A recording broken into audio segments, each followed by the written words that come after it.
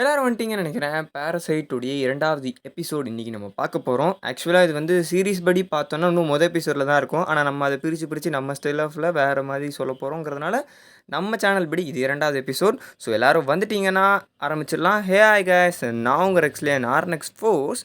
அப்போ ஆரம்பிக்கலாங்களா?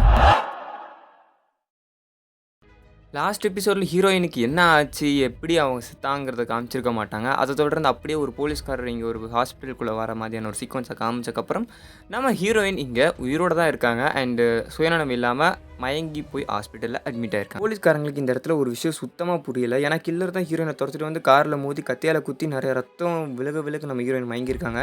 ஆனால் அதுக்கப்புறம் அந்த கில்லருடைய கழுத்துலேருந்து நெஞ்சு வரைக்கும் தலை ஃபுல்லாக ஒரு ஷார்ப்பான ஆப்ஜெக்ட் வெட்டி இருக்குதுங்கிறது மட்டும் தெரிஞ்சிருக்கு. போஸ்ட்மார்ட்டம் பண்ணால் தான் என்னங்கிறத ஃபர்தரான டீட்டெயில்ஸ் தெரியும்னு சொல்லிட்டு அந்த பெரிய போலீஸ்கிட்ட சொல்ல, அந்த ஹீரோயினுடைய நேமை சொல்கிறாங்க, ஜான் சுயின்னு சொல்லிட்டு. அப்போது அந்த பெரிய போலீஸ்க்கு ஆல்ரெடி நம்ம ஹீரோயினை தெரியும் போல். அதே சமயம் ஹீரோயின் உள்ளே எழுந்துச்சிட்டு எனக்கு என்ன ஆச்சு, நான் எங்கே இருக்கேன்னு சொல்லிட்டு இன்னொரு போலீஸ்கிட்ட கேட்க, நம்ம பெரிய போலீஸும் அந்த ரூமுக்குள்ளே வந்துடுறாரு. ஸோ உள்ளே வந்ததுக்கப்புறம் எல்லாரும் பார்த்தீங்கன்னா விசாரிக்கிறாங்க, உனக்கு என்ன ஆச்சு, ஏதாவது ஞாபகம் இருந்தால் சொல்லு அப்படின்னு சொல்லிட்டு. நம்ம ஹீரோயினுக்கு இந்த சார் ஆல்ரெடி தெரியுங்கிறதுனால, சார் நான் எல்லாத்தையும் சொல்லிடுறேன், இந்த மாதிரி ஆர்கியூமெண்ட்டு ஒருத்தன் கூட மார்க்கெட்டில் நடந்துச்சு, அவன் துரத்திட்டு வந்து கொல்ல பார்த்தேன், என்னை கத்தியில் குத்தினான்னு சொல்லிட்டு பின்னாடி கை வைக்கிறாங்க. ஆனால் அந்த இடத்துல காயமே ஏற்படலை, அது உங்களுக்கு இருந்த தழும்பு பழசு அப்படின்னு சொல்லிட்டு ரிப்போர்ட் சொல்லுது அப்படின்னு சொல்கிறாங்க. நம்ம ஹீரோயினுக்கு ஒன்றுமே புரியல.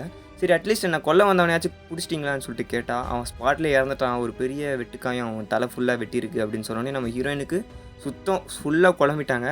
ஸோ இந்த பெரிய போலீஸ், நான் அவங்ககிட்ட தனியாக பேசுகிறேன், நீங்கள்லாம் வெளில போங்க அப்படின்னு சொல்லிட்டு கொஞ்சம் ஹீரோயினை கூல் பண்ணலாம் அப்படின்னு நினச்சிருக்காரு. எல்லாரையும் அனுப்பிட்டு பெரிய போலீஸ் என்ன சொல்கிறாருன்னா, திடீர்னு ஒரு அசம்பாவிதம் நடக்கும்போது அந்த அதிர்ச்சியில் சில விஷயங்கள் மறக்கிறதுக்கான வாய்ப்பு இருக்குது, நீ மெதுவாக யோசிச்சுக்கோமா அப்படின்னு சொல்கிறாரு. பட் நம்ம ஹீரோயின் சுயின் பார்த்தீங்கன்னா, இல்லை எனக்கு கண்டிப்பாக ஞாபகம் இருக்குது, அவன் என்னை கத்தியால் குத்துனான், எதனால தான் எனக்கு அது 2வது முறை நடக்கிற மாதிரியான ஒரு ஃபீலிங் இருக்குது அப்படின்னு சொல்லிட்டு சொல்கிறாங்க. இந்த இடத்துல தான் ஒரு விஷயம் தெரிய வருது. அதாவது ஹீரோயின் சின்ன வயசில் ஒரு 10 வயசு இருக்கும்போது அவங்களோட அப்பா தினமும் அவங்க ஒய்ஃப் பார்த்திங்கன்னா விட்டு போயிடுறாங்க. அந்த கோவத்தெல்லாம் நம்ம ஹீரோயின் மேலே தான் காமிக்கிறாங்க. டெய்லி அடிக்கிறது, எப்போ நம்மளை அடிப்பாங்க, எப்போ நம்ம அப்பா நம்ம கை உடைப்பாங்கன்னு சொல்லிட்டு பயத்துலேயே தான் இருந்திருக்காங்க. ஸோ அந்த டைம் தான் இவங்க ஒரு வலி தாங்காமல் ஒரு நாள் பார்த்திங்கன்னா போலீஸ்க்கு கால் பண்ணியிருக்காரு. அண்ட் இந்த போலீஸ் தான் சின்ன வயசில் நம்ம ஹீரோயினை காப்பாற்றிருக்காங்க. ஸோ அதனால தான் இவங்க 2 பேத்துக்கும் அந்த ஒரு பழக்கம் இருக்குது. நம்ம போலீஸ்க்கு வந்து இவரை வந்து தான் பொண்ணுமாக தான் பார்க்குறாங்க. ஸோ இன்னே கொஞ்சம் நல்லா ரெஸ்ட் எடு, ஸோ எதுவும் போட்டு குழப்பிக்காத, எந்த பிரச்சனைனாலும் எனக்கு ஃபோன் பண்ணி எதுனாலும் நான் வரேன், எந்த ஹெல்ப்னாலும் நான் பண்ணுறேன் அப்படின்னு சொல்லிட்டு ரெஸ்ட் எடுத்துவோமா அப்படின்னு சொல்லிட்டு நான் போயிட்டு வரேன்னு நம்ம பெரிய போலீஸும் கிளம்பிடுறாப்புல. அப்போது ஒரு குண்டு போலீஸ் இன்னொருத்தன் வரான். ஸோ லேட்டாக வந்திருக்காரு போல், அவர் தான் இன்றைக்கி இங்கே வர வேண்டியது. அண்டு எங்கேயா போனேன், ரொம்ப ஏமா வந்துட்டேன் அப்படின்னு நம்ம பெரிய போலீஸ் கேட்குறதுக்கு, நான் அந்த மாதிரி சர்ச்சுக்கு போயிட்டு வராங்க அப்படின்னு இந்த ஆள் சொல்ல, சரி வாங்க போகலாம் அப்படின்ட்டு இவங்க இன்னொரு இடத்துக்கு கிளம்புறாங்க. இந்த இடத்த நோட் பண்ணிக்கோங்க, அந்த குண்டு போலீஸை நோட் பண்ணிக்கோங்க. கதை இப்போ அப்படியே வேற ஒரு இடத்துக்கு ஷிஃப்ட் ஆகுது. ஸோ ஒரு பெரிய கேங்கோட ஒரு டான் மாதிரி ஒருத்தனை காமிக்கிறாங்க. ஸோ ஏதோ ஒரு மீட்டிங் மாதிரி அரேஞ்ச் பண்ணியிருப்பாங்க போல் இந்த கேங்ஸ்டர்ஸ்க்கெலாம், ஒரு லாட்ஜ் மாதிரி இருக்கக்கூடிய ஒரு இடத்துல. அங்கே வச்சு அந்த கேங்கோட டானான அவனை கொல்றதுக்காக இன்னொருத்தனை அப்பாயிண்ட் பண்ணியிருக்காங்க. ஸோ அவனும் கொல்றதுக்காக போயிட்டான், கிட்டத்தட்ட கொண்டு இருப்பான். பட் அங்கே நடந்த ஒரு சில பல விஷயங்களால் கொல்ல முடியல. ஸோ பிளான் ஃபெயிலியர் ஆகிடுச்சு. அவங்களும் அவன் முகத்தை பார்த்துட்டாங்க, மிச்ச ஆளுங்களும். அங்கேருந்து உயிர் பொழைச்சா போதுன்னு தப்பிச்சு ஓடுறதை தவிர வேறு வழி கிடையாது. அங்கேருந்து தப்பிச்சு இன்னொரு பஸ் பிடிச்சி வேறு ஏரியாவுக்கு போயிட்டு ஒரு டெலிஃபோன் பூத் மாதிரி இருக்குது. அதில் வந்து அவரோட நம்பருக்கு ஒரு வாய்ஸ் மெயில் வந்திருக்கு. அது என்னென்னு கேட்டால், அவருடைய ஃப்ரெண்டு ஒருத்தர் இப்போது இந்த அட்டெம்ப்ட் ஃபெயில் ஆனதுனால அவங்களுக்கு கொல்ல ட்ரை பண்ணியிருக்கோம் அப்படிங்கிறது தெரிஞ்சு அந்த கேங் ஆளுங்க ரொம்ப கோவத்தில் இருக்காங்க. தயவு செஞ்சு உன் ஃபோனையும் யூஸ் பண்ணாத, ட்ரேஸ் பண்ணுறவங்க அதுக்கப்புறம் பெருசாக தலை காட்டாமல் தலைவரைவாக இருக்கும் இந்த நாளைக்கு அப்படின்னு சொல்கிறதுல இருக்குது. வேறு வழி இல்லை, அந்த ஃபோனையும் தூக்கி குப்பையில் போட்டு அப்படியே கிளம்பிடுறாரு. நம்மளுக்கு இப்போ வேறு வழியே கிடையாது. ஸோ எங்கேயாவது போய் தான் ஆகணும் அப்படிங்கிறதுனால அவங்க அக்காவோட வீட்டுக்கு போயிடுறாங்க. அந்த வீட்டில் வந்து அவங்க அக்கா அவன் தங்கச்சி மட்டும்தான் இருப்பாங்க. இவன் வந்து இந்த மாதிரி வேலை விஷயம் வீட்டுக்கு தெரியாமல் இருக்கணும்னு சொல்லிட்டு வீட்டை விட்டு ஓடுற மாதிரி பிளானை போட்டு வந்திருப்பான். இப்போது அந்த வீட்டுக்கே போகணும், திடீர்னு பார்த்தா பேய் மாதிரி அவங்க அக்கா வந்து நின்றுட்டுருக்காங்க.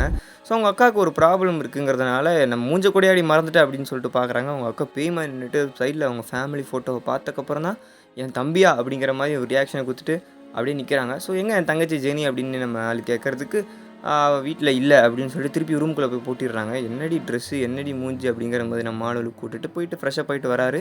அவருடைய ரூம்குள்ளே போய் பார்த்தா அந்த ட்ராயரில் நம்ம தங்கச்சியோடைய மொபைல் சுவிட்ச் ஆஃபில் இருக்குது. ஸோ எதுக்கு இது சுவிட்ச் ஆஃபில் இருக்குது அப்படிங்கிற மாதிரி நம்ம ஆளுக்கு ஒரு டவுட் வருது. திரும்பி பார்த்தா அவங்க அக்கா இன்னும் அந்த ரூம் விட்டு வெளியவே வரல. இவருக்கு ஏதோ ஒரு விஷயம் தப்பாக இருக்கே அப்படிங்கிறது மட்டும் தோணிகிட்டு இருக்கு. ஆனால் அது என்ன, அவங்க தங்கச்சிக்கு என்ன ஆச்சுங்கிறது மட்டும் தெரியல.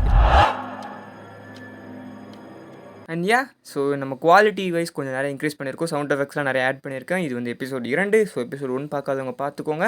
ஸோ இனிமேல் நிறைய பேரசைட்ஸ் வரப்போது. இதுக்குள்ளே நடக்கக்கூடிய கவர்மெண்ட் அரசியல்னு சொல்லிட்டு எல்லாத்தையும் சேர்த்து ஒரு பர்ஃபெக்டான ஒரு சீரிஸு. முடிஞ்ச அளவு நீங்கள் நிறைய ஆதரவு கொடுத்தீங்கன்னா தொடர்ந்து வீடியோ வந்துக்கிட்டே இருக்கும் மக்களே. அண்ட் ஆர்என்எக்ஸ் ஃபோர்ஸ் நீங்கள் பண்ண வேண்டியது ஒரே ஒரு விஷயம் தான். நீங்கள் இன்னும் நம்ம சேனலை சப்ஸ்கிரைப் பண்ணி ஆர்என்எக்ஸ் ஃபோர்ஸ் ஜாயின் பண்ணால் சப்ஸ்கிரைப் பண்ணிக்கோங்க. அண்ட் இதுதான் நம்ம இன்ஸ்டா ஐடி. ஃபாலோ பண்ணிக்கோங்க மக்களே. Tata bye RNX force.